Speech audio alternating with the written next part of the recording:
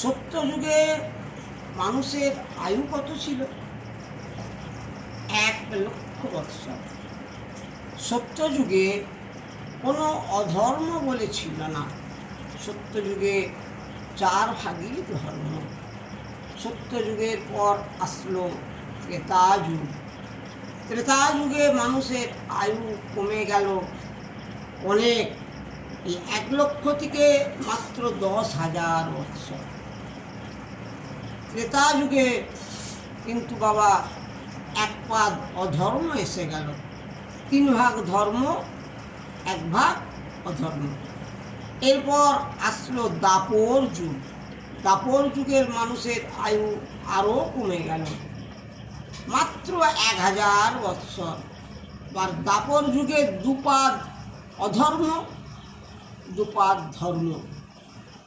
এই কলিযুগ, কলিযুগে মানুষের আয়ু মাত্র 100 বৎসর। কলিযুগে 3 ভাগ অধর্ম, ধর্ম মাত্র 1 ভাগ। এই অধর্মকে দূরে সরাতে হলে একমাত্র আমাদেরকে নামের আশ্রয় করতে হবে। যেই নাম সেই কৃষ্ণ, ভজ নিষ্ঠা করি, নামেরও সহিত আছেন আপন শ্রীহরি। এই অধর্মকে দূরে সরাতে হলে নামের প্রতি জোর দিতে হবে। নাম ছাড়া গতি নাই।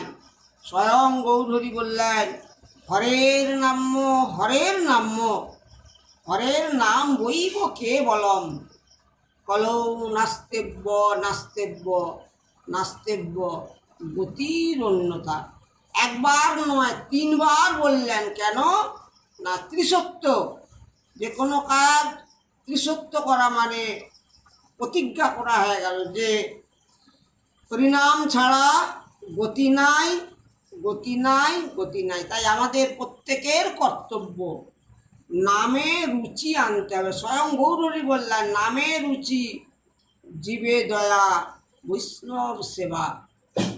এতেই আমাদের মনের মধ্যে ভক্তির উদয় হবে, তবে আমরা ভগবানের চরণ পাবো। হরে কৃষ্ণ, রাধে রাধে।